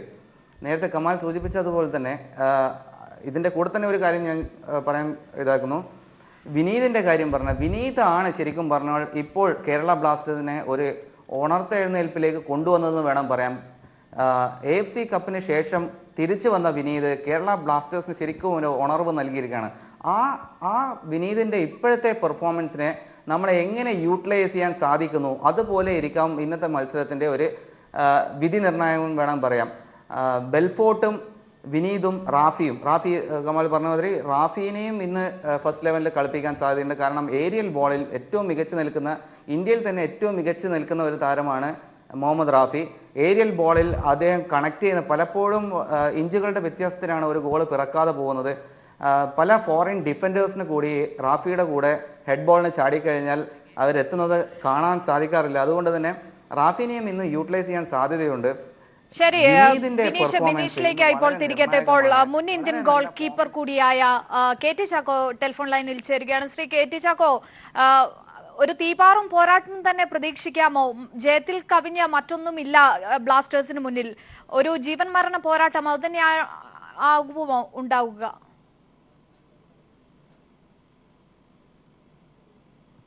KT ചാക്കോ കേൾക്കാമെങ്കിൽ. തീർച്ചയായിട്ടും ഇന്നൊരു ജീവമരണ പോരാട്ടമാണ് ഇന്ന് നടക്കുന്നത്. ഇന്ന് ബ്ലാസ്റ്റേഴ്സിന് ഒരു സമനിലയ്ക്ക് വേണ്ടി കളിച്ചാൽ അതൊരു വൻ നഷ്ടത്തിലേക്ക് പോകത്തേ ഉള്ളൂ. തീർച്ചയായിട്ടും ഇന്ന് ജയിക്കാൻ തന്നെ ബ്ലാസ്റ്റേഴ്സ് ഇന്ന് കളിക്കണം, ജയത്തിന് വേണ്ടി മാത്രം. ഇന്ന് കാണികൾ കൊച്ചിയിൽ ധാരാളം കാണികൾ ഇന്ന് ഈ കളിയെ വീക്ഷിക്കാൻ വേണ്ടി എത്തുന്നുണ്ട്. തീർച്ചയായിട്ടും ജയിക്കാനുള്ള കളി കളിച്ചാൽ തീർച്ചയായിട്ടും സെമിയിലോട്ട് ക്വാളിഫൈ ചെയ്യാൻ സാധിക്കും ബ്ലാസ്റ്റേഴ്സിന്. തീർച്ചയായും ഒരു സമനില മതിയാകും കേരളത്തെ സെമിയിൽ എത്തിക്കാൻ. പക്ഷേ എന്തു തന്ത്രം മെനയും സ്റ്റീവ് കോപ്പൽ, അത് തന്നെയാണ് ഏവരും ഉറ്റുനോക്കുന്നത്. അത് തന്നെയാവില്ലേ മത്സരത്തിന്റെ ഗതിയും നിർണ്ണയിക്കുക? തീർച്ചയായിട്ടും ആദ്യം നമ്മൾ ഗോൾ അടിക്കാൻ വേണ്ടി കളിക്കും. ഫസ്റ്റ് ഹാഫിൽ തീർച്ചയായിട്ടും ബോൾ അടിക്കാൻ വേണ്ടിയുള്ള കളികളാണ് മിക്കവാറും കോച്ച് ഇന്ന് തന്ത്രം മെനയുന്നത്. ആദ്യ പകുതിയൊക്കെ ഡ്രോ ഒക്കെ വരുവാണെങ്കിൽ പിന്നെ നമുക്ക് ഗോളിന്റെ കാര്യം ഒരു കാരണവശാലും പറയാൻ പറ്റില്ല. ഏതവസരത്തിലും 90 മിനിറ്റ് കഴിഞ്ഞ് നിർണായക സമയങ്ങളിൽ വരെ ഗോൾ വീണുകൊണ്ടിരിക്കുകയാണ്. നമ്മൾ ഓരോ കളികളും കാണുമ്പോൾ പറയാം, ലാസ്റ്റ് മിനിറ്റിലാണ് സാധാരണ ഗോളുകൾ പിറക്കുന്നത്. അതുകൊണ്ട് നമുക്ക് ഒരു സമനിലയ്ക്ക് വേണ്ടി ഒരിക്കലും കളിക്കാൻ കേരള ബ്ലാസ്റ്റേഴ്സ് ഇന്ന് തുനിയരുതെന്നാണ് എനിക്ക് അഭ്യർത്ഥിക്കാനുള്ളത്. ബ്ലാസ്റ്റേഴ്സിനെ സംബന്ധിച്ച് കൊച്ചിയിൽ ഹോം ഗ്രൗണ്ടിലുള്ള മത്സരം വലിയ സപ്പോർട്ട് തന്നെ ഉണ്ടാകും കാണികളുടെ. അതും വലിയ രീതിയിലുള്ള ഒരു അനുകൂല ഘടകം, ജയത്തിലേക്കുള്ള ഒരു അനുകൂല ഘടകം തന്നെയല്ലേ?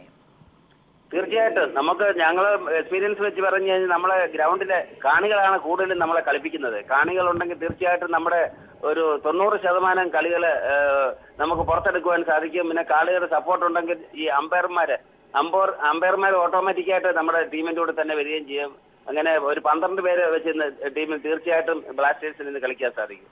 ശരി, വളരെയധികം നന്ദി ശ്രീ കെ ടി ചാക്കോ ഈ അവസരത്തിൽ പ്രതികരിച്ചതിന്. ഇപ്പോൾ കൊച്ചിയിൽ നിന്ന് സമീർ കൂടി ചേരുകയാണ്. സമീർ, എന്തായാലും മണിക്കൂറുകൾ മാത്രം അവശേഷിക്കുന്നു. ആ വിധി നിർണയ മത്സരത്തിനായി കാത്തിരിക്കുകയാണ്. വലിയ ആവേശം ഇപ്പോൾ തന്നെ അലയടിച്ചു തുടങ്ങിയോ കൊച്ചിയിൽ? തീർച്ചയായും വലിയൊരു ആവേശത്തിൽ തന്നെയാണ് കൊച്ചി ഇപ്പോൾ ഉള്ളത്. നമുക്ക് ഇപ്പോൾ ആളുകൾ കൂടുതലായി വന്നുകൊണ്ടിരിക്കുന്നതേ ഉള്ളൂ.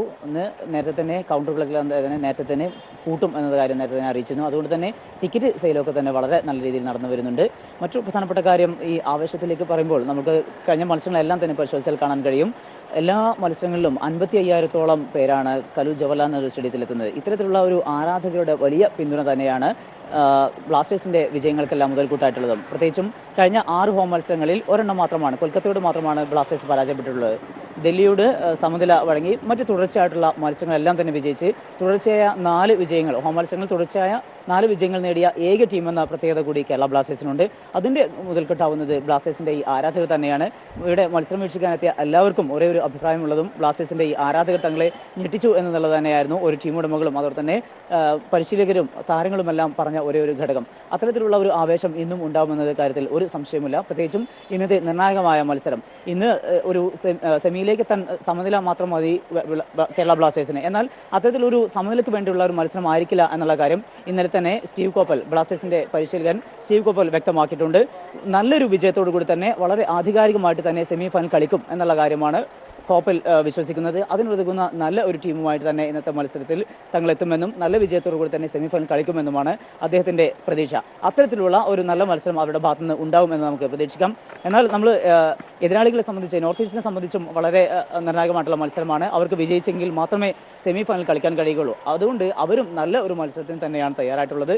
എന്തായാലും ഇന്ന് ബ്ലാസ്റ്റേഴ്സിനെ സംബന്ധിച്ച് വളരെ പ്രധാനപ്പെട്ട ഒരു കാര്യം, മഫ്ത ഹുസൈൻ്റെ അസാന്നിധ്യം തന്നെയായിരിക്കും. മഞ്ഞക്കാർഡിന് തുടർച്ചയായി കിട്ടിയ സാഹചര്യത്തിൽ അദ്ദേഹം ഇന്ന് ടീമിൽ ഉണ്ടാവില്ല. മറ്റൊരു പ്രധാനപ്പെട്ട കാര്യം, ഇന്നലത്തെ പരിശീലനത്തിനിടയിൽ കണങ്കാലിന് പരിക്കേറ്റ ജോസുവിൻ്റെ അസാന്നിധ്യം ഉണ്ടാകാനുള്ള ഒരു സാധ്യതയുമുണ്ട്. എന്നാൽ അദ്ദേഹം ഇന്ന് കളിക്കും എന്ന് തന്നെയാണ് നേരത്തെ സ്റ്റീവ് കോപ്പൽ വ്യക്തമാക്കിയിട്ടുള്ളത്. മറ്റ് എല്ലാ അർത്ഥത്തിലും ടീം തികഞ്ഞ ഒരു ഒത്തിണക്കത്തോടുകൂടി കളിക്കുന്ന എല്ലാ അർത്ഥത്തിലും ടീം പൂർണ്ണ തൃപ്തിയിലാണ്. ആരോഗ്യ പ്രശ്നങ്ങൾ, മറ്റ് തരത്തിലുള്ള പ്രശ്നങ്ങളൊന്നും ഇല്ല എന്നുള്ളത് തന്നെയാണ്. ശക്തമായ പ്രതിരോധം, അതോടൊപ്പം തന്നെ നല്ല മുന്നേറ്റവും കാഴ്ചവെച്ചുകൊണ്ട് ഗോൾ വഴങ്ങാതെ നല്ല രീതിയിൽ നല്ല മാർജിനിൽ ഗോൾ നേടിക്കൊണ്ട് മുന്നേറിക്കൊണ്ട് നല്ല മാർജിനോടുകൂടി ജയത്തോടുകൂടെ ആധികാരികമായിട്ട് തന്നെ സെമി ഫൈനൽ കളിക്കും എന്ന് തന്നെയാണ് ബ്ലാസ്റ്റേഴ്സിൻ്റെ കോച്ച് വ്യക്തമാക്കിയിട്ടുള്ളത്. നമുക്കറിയാം, ആദ്യ സീസണിൽ കയ്യെത്തും ദൂരത്ത് നഷ്ടപ്പെട്ട കിരീടമാണ് ബ്ലാസ്റ്റേഴ്സിന്. അന്ന് കൊൽക്കത്തയോട് പരാജയപ്പെട്ട് ഫൈനലിൽ അവർക്ക് ഒതുങ്ങേണ്ടി വന്ന ഒരു സാഹചര്യം. ഇത്തവണ അത് വളരെ അകലെയല്ല. ഇന്ന് നോർത്ത് ഈസ്റ്റിനോട് വിജയിക്കുകയോ അല്ലെങ്കിൽ സമനില പിടിച്ചിട്ടാണെങ്കിലും സെമിയിലേക്ക് ഇടം നേടിക്കഴിഞ്ഞാൽ പിന്നീട് വരുന്ന 2 മത്സരങ്ങൾ, ഒന്ന് ഒരു ഹോം ഗ്രൗണ്ടിൽ തന്നെയായിരിക്കും ഒരു സെമി ആദ്യ പാദ മത്സരം അല്ലെങ്കിൽ 2ാം പാദ മത്സരം. ഇത്തരത്തിൽ ഈ ഒരു ആനുകൂല ഘടകങ്ങളെല്ലാം തന്നെ ബ്ലാസ്റ്റേഴ്സിന് ഏതായാലും മുതൽക്കൂട്ടാവും. ഇന്ന് അത്തരത്തിലുള്ള ഒരു നല്ല മത്സരം തന്നെയായിരിക്കും ബ്ലാസ്റ്റേഴ്സിന് കാഴ്ചവെക്കാൻ കഴിയുക എന്ന് തന്നെയാണ് ആരാധകർ പ്രതീക്ഷിക്കുന്നത്. പ്രത്യേകിച്ചും ഞാൻ നേരത്തെ സൂചിപ്പിച്ചതുപോലെ തിങ്ങി നിറയുന്ന ആരാധകർ, മഞ്ഞക്കടൽ തീർക്കുന്ന ആരാധകർ 55,000-ഓളം പേരാണ് ഓരോ മത്സരം വീക്ഷിക്കാനും എത്തുന്നത്. അതുകൊണ്ട് തന്നെ അത്തരത്തിൽ ശരാശരി കാണികളുടെ എണ്ണം 55,000 കടക്കുന്നു എന്നുള്ളത് കൊണ്ട് തന്നെ ആ ഒരു ആവേശം കളത്തിൽ കളിക്കുന്ന താരങ്ങൾക്ക് എപ്പോഴും ഉണ്ട്. അവർക്ക് അവരുടെ ഓരോ മുന്നേറ്റങ്ങൾക്കും ആർത്തിരുമ്പുന്ന ഒരു ആവേശം അവരിലേക്കും അത് പകർന്നു നൽകും. അതുതന്നെ അവർക്ക് കഴിഞ്ഞ മത്സരങ്ങൾ ഞാൻ നേരത്തെ സൂചിപ്പിച്ചതുപോലെ തുടർച്ചയായ 4 വിജയങ്ങൾ ഹോം ഗ്രൗണ്ടിൽ നേടിയ ഏക ടീം എന്നുള്ള ഒരു ഖ്യാതി ബ്ലാസ്റ്റേഴ്സിനുണ്ട്. അത് ഈ ഒരു മത്സരത്തിൽ കൂടി അത് പുറത്തെടുക്കാൻ കഴിഞ്ഞാൽ തീർച്ചയായും അവർക്ക് സെമി ഫൈനൽ കളിക്കാം. എന്തായാലും വലിയ ഒരു ആവേശത്തിൽ തന്നെയാണ് സമീർ വഴങ്ങോടാണ് കൊച്ചിയിൽ നിന്നുള്ള തത്സമയ വിവരങ്ങൾ നൽകിയത്. എന്തായാലും ബിനീഷ് അത് തന്നെയാണ്, ഇപ്പോൾ തന്നെ ആവേശം അലയടിച്ചു തുടങ്ങിയിരിക്കുന്നു കൊച്ചിയിൽ. എന്തായാലും വിനീത് ബെൻഫോർഡ് സഖ്യമാണ് കോപ്പലിന്റെ തുറുപ്പുചീട്ട്. ആ തുറുപ്പുചീട്ടുകളിലൂന്നി വിജയം അനായാസം നേടിയെടുക്കാനാകുമെന്ന ഒരു ശുഭ പ്രതീക്ഷ അതുതന്നെയല്ലേ ഉള്ളത്?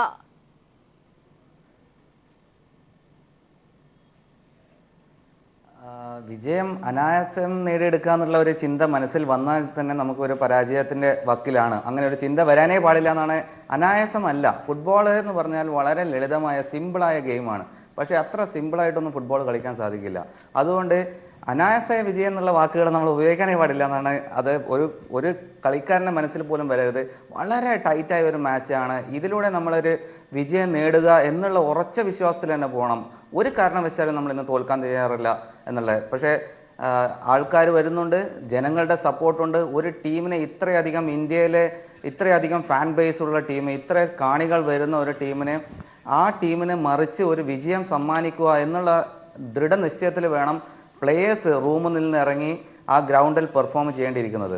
തീർച്ചയായും അങ്ങനെ തന്നെ സംഭവിക്കട്ടെ എന്ന് പറയുകയാണ്. ജയം കണ്ടുകൊണ്ട് തന്നെ സെമിയിലേക്ക് കേരള ബ്ലാസ്റ്റേഴ്സ് എത്തട്ടെ എന്ന പ്രതീക്ഷ കൂടി പങ്കുവെക്കുകയാണ്. എന്തായാലും ആ ഒരു ചർച്ചയാണ് നടന്നത്. കേരള ബ്ലാസ്റ്റേഴ്സിന് എത്രത്തോളം നിർണായകമാണ് ഇന്നത്തെ ഈ ഒരു മത്സരം. ജയം അതുമാത്രമാണ് കേരള ബ്ലാസ്റ്റേഴ്സിന് മുമ്പിലുള്ളത്. ലക്ഷങ്ങൾ വരുന്ന കാണികൾ ആ ഒരു സപ്പോർട്ട്, ജയം എന്നതിലേക്ക് വലിയൊരു സപ്പോർട്ട് തന്നെ കാണികളിൽ നിന്നും ഉണ്ടാകും. ഇപ്പോൾ തന്നെ അതിനുള്ള എല്ലാ ആവേശങ്ങളും കൊച്ചിയിൽ അലയടിച്ചുകൊണ്ടിരിക്കുകയാണ്. കമാൽ വരദൂർ ചർച്ചയിൽ പങ്കെടുത്ത് കമാൽ വരദൂർ, ഒപ്പം ബിനീഷ്, ടെലിഫോൺ ലൈനിൽ ചേർന്ന KT ചാക്കോ, CV പാപ്പച്ചൻ തുടങ്ങിയവർക്കെല്ലാം നന്ദി അറിയിക്കുകയാണ് ഈ ഒരു ഘട്ടത്തിൽ. ഇടവേളയിലേക്ക്. ഡിസംബർ 6 പശ്ചാത്തലത്തിലും തീർത്ഥാടക തിരക്ക് വർദ്ധിച്ചതിനാലും ശബരിമലയിലെ സുരക്ഷ ശക്തമാക്കി. പോലീസും വനംവകുപ്പും ബോംബ് സ്ക്വാഡും അടക്കം ശബരിമല വനത്തിലും ശക്തമായ പരിശോധനയാണ് നടത്തുന്നത്. DIG സ്പർജൻ കുമാർ IPS-നാണ് സുരക്ഷാ ചുമതല. ഡിസംബർ 6 പശ്ചാത്തലത്തിലും ശബരിമലയിലെ തിരക്ക് വർദ്ധിച്ചതിനാലും സുരക്ഷ ശക്തമാക്കാനാണ് തീരുമാനം. 2500-ലധികം സുരക്ഷാ ഉദ്യോഗസ്ഥരെയാണ് ശബരിമലയുടെ വിവിധ ഭാഗങ്ങളിലും പമ്പയിലുമായി നിയമിച്ചിരിക്കുന്നത്. ഡ്രോൺ ക്യാമറ ഉപയോഗിച്ച് സന്നിധാനം, ശരംകുത്തി, പമ്പ എന്നിവിടങ്ങളിലെ ദൃശ്യങ്ങൾ പകർത്തിയുള്ള പരിശോധനയും നടത്തുന്നുണ്ട്. DIG G സ്പർജൻ കുമാറാണ് സുരക്ഷാ കാര്യങ്ങൾ പരിശോധിച്ച് ഉറപ്പുവരുത്തുന്നത്. വീക്കെൻഡ്സിൽ തിരക്ക് കൂടുതലുള്ള സമയത്ത് നോക്കാൻ വേണ്ടി വന്നതാണ്. പിന്നെ ബാക്കി പമ്പായാലും സന്നിധായാലും എസ്പ്രോസ് മറ്റു കാര്യങ്ങളെല്ലാം സുരക്ഷിത ശക്തമായ സെക്യൂരിറ്റി അതെല്ലാം ഏർപ്പാട് ചെയ്തിട്ടുണ്ട്. പോലീസ്, ഫോറസ്റ്റ്, ബോംബ് സ്ക്വാഡ് തുടങ്ങി വിവിധ വിഭാഗങ്ങളുടെ സുരക്ഷാ ഉദ്യോഗസ്ഥർ ഉൾപ്പെടുന്ന 5 ടീമായി വനത്തിനകത്തും പരിശോധന നടത്തുന്നുണ്ട്. കഴിഞ്ഞ ദിവസം നടത്തിയ പരിശോധനയിൽ 360 കിലോ സ്ഫോടക വസ്തു കണ്ടെത്തിയിരുന്നു. ശബരിമലയിൽ തീർത്ഥാടകരുടെ തിരക്ക് കൂടിയതിന്റെ പശ്ചാത്തലത്തിൽ തന്നെയാണ് ശബരിമല സന്നിധാനത്തും അതോടൊപ്പം ശബരിമല ഉൾപ്പെടുന്ന വനപ്രദേശങ്ങളിലുമടക്കം പോലീസിന്റെയും മറ്റ് സുരക്ഷാ സേനകളുടെയും നേതൃത്വത്തിൽ വലിയ സുരക്ഷ ഏർപ്പാടാക്കാൻ തീരുമാനിച്ചത്. സന്നിധാനത്ത് നിന്നും ക്യാമറമാൻ വിനേഷ് നേതാജിക്കൊപ്പം ബിജേഷ് നടുവിൽ. പ്രമുഖ വ്യവസായി ബിജു രമേശിന്റെയും മുൻ മന്ത്രി അടൂർ പ്രകാശിന്റെയും മക്കളുടെ ആഡംബര വിവാഹത്തിന് തുടക്കമായി. ബിജു രമേശിന്റെ മകൾക്ക് അടൂർ പ്രകാശിന്റെ മകൻ താലികെട്ടി. കോടികൾ മുടക്കിയുള്ള വിരുന്നു സൽക്കാരം വൈകിട്ട് തിരുവനന്തപുരത്ത് നടക്കും. അതിന്റെ ദൃശ്യങ്ങളിലേക്ക്.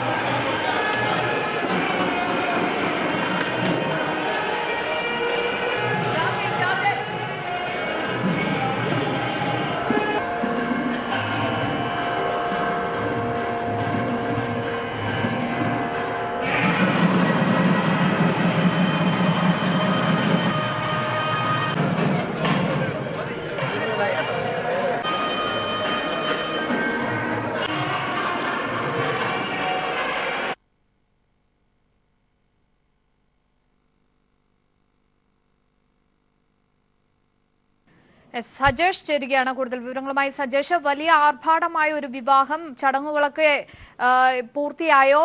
ഏതൊക്കെ പ്രമുഖരാണ് പങ്കെടുക്കാൻ എത്തിയിരിക്കുന്നത്? അഞ്ജു, വെൺപാലവട്ടം ക്ഷേത്രത്തിൽ അല്പം മുമ്പ് ഈ ആഡംബര വിവാഹത്തിനുള്ള ഔപചാരിക തുടക്കമായി. അടൂർ പ്രകാശിന്റെ മകൻ അജയ് കൃഷ്ണൻ, ബിജു രമേശിന്റെ മകൾ മേഘാബി രമേശിനെ കഴുത്തിൽ താലികെട്ടി. അല്പം മുമ്പാണ് താലികെട്ട് കഴിഞ്ഞത്. വൈകിട്ടാണ് ആഡംബര വിരുന്ന് സൽക്കാരം. വലിയ തോതിലുള്ള കോടിക്കണക്കിന് രൂപ ചെലവഴിച്ചാണ് ഈ വിരുന്ന് സൽക്കാരം നടക്കുന്നത്. ഇന്ന് വൈകിട്ടാണ് നമുക്ക് ദൃശ്യങ്ങളിൽ ഈ വിവാഹത്തിൻ്റെ താലികെട്ട് കാണാൻ കഴിയും. ഇന്ന് രാവിലെ അല്പം മുമ്പായിരുന്നു ഈ താലികെട്ട് നടന്നത്. താലികെട്ട് കഴിഞ്ഞു. ഇനി വൈകിട്ടാണ് വിരുന്ന് സൽക്കാരം. വലിയ രാഷ്ട്രീയ കൗതുകവും ഈ വിവാഹത്തെ സംബന്ധിച്ച് ഉയരുന്നുണ്ട്. വിവാഹ നിശ്ചയത്തിൽ ഉമ്മൻചാണ്ടിയും രമേശ് ചെന്നിത്തലയും പങ്കെടുത്തത് വിവാദമായിരുന്നു. ബാർ കേസിൽ ബിജു രമേശ് കോൺഗ്രസ് നേതാക്കൾക്കെതിരെ ആരോപണം ഉന്നയിച്ചു. കെ എം മാണിയും കെ ബാബുവും ഉൾപ്പെടെയുള്ളവർ രാജിവെക്കുന്നതിലേക്ക് പോലും കലാശിച്ചു. ബാബു പിന്നീട് രാജി ഒഴിവാക്കിയെങ്കിലും ഈ ഘട്ടത്തിൽ വിവാഹത്തിന് ഉമ്മൻചാണ്ടിയും രമേശ് ചെന്നിത്തലയും നിശ്ചയത്തിൽ പങ്കെടുത്തത് വിവാദമായിരുന്നു. അതുകൊണ്ട് തന്നെ ഇന്ന് ഏതൊക്കെ നേതാക്കൾ ഇന്നത്തെ ഈ വിവാഹത്തിന് വൈകിട്ട് പങ്കെടുക്കുമെന്നതിൽ ഒരു രാഷ്ട്രീയ കൗതുകം കൂടിയുണ്ട്. ഏതായാലും താലികെട്ട് കഴിഞ്ഞു. അല്പസമയം മുമ്പ് വെൺപാലവട്ടം ക്ഷേത്രത്തിലായിരുന്നു താലികെട്ട്. അഞ്ജു. സജേഷ്, എന്തായാലും AIADMK മന്ത്രി പനീർശെൽവം ഉൾപ്പെടെയുള്ള നിരവധി പ്രമുഖർ ചടങ്ങിന് എത്തുമെന്ന് നേരത്തെ തന്നെ വാർത്തകൾ ഉണ്ടായിരുന്നു. അത്തരത്തിൽ ഏതൊക്കെ പ്രമുഖർ, ഏതൊക്കെ മേഖലകളിൽ നിന്നുള്ള പ്രമുഖരാണ് ചടങ്ങിൽ എത്തിയിരിക്കുന്നത്? അഞ്ജു, തമിഴ്നാട് മുൻ മുഖ്യമന്ത്രി പനീർശെൽവം ഉൾപ്പെടെയുള്ളവർ തിരുവനന്തപുരത്ത് എത്തിയിട്ടുണ്ട്. എന്നാൽ ഇപ്പോൾ അല്പം മുമ്പ് നടന്ന താലികെട്ടിൽ വളരെ അധികം ആളുകളെ ക്ഷണിച്ചിട്ടില്ല. ബിജു രമേശിന്റെ തന്നെ കുടുംബക്ഷേത്രത്തിൽ വെച്ചാണ് ഈ താലികെട്ട് നടന്നിട്ടുള്ളത്. വൈകിട്ട് വീണ്ടും ഈ വിവാഹ ചടങ്ങുകൾ നടക്കുന്നുണ്ട്. അങ്ങോട്ടാണ് പ്രധാനപ്പെട്ട വ്യക്തികൾക്കെല്ലാം ക്ഷണം. അല്പം മുമ്പ് ഈ താലികെട്ട് കഴിഞ്ഞു. വെൺപാലവട്ടം ക്ഷേത്രത്തിൽ വെച്ചായിരുന്നു. അവിടെ വലിയ തോതിലുള്ള വ്യക്തികളില്ല. ബിജു രമേശുമായും അടൂർ പ്രകാശുമായും വളരെ അടുപ്പം പുലർത്തുന്നവരെ മാത്രമാണ് ആ ക്ഷേത്രത്തിലേക്ക് ക്ഷണിച്ചിരുന്നത്. ആ വിവാഹ ചടങ്ങുകൾ കഴിഞ്ഞു. വൈകിട്ടാണ് ഇനി വിരുന്ന് സൽക്കാരം. വിവാഹ ചടങ്ങുകളുടെ ദൃശ്യങ്ങളാണ് നമ്മൾ ഇപ്പോൾ കാണിച്ചുകൊണ്ടിരിക്കുന്നത്. അഞ്ജു, ഇനി ആ ദൃശ്യങ്ങൾ നമുക്ക് ഒരിക്കൽ കൂടി കാണാം. സജീഷ്.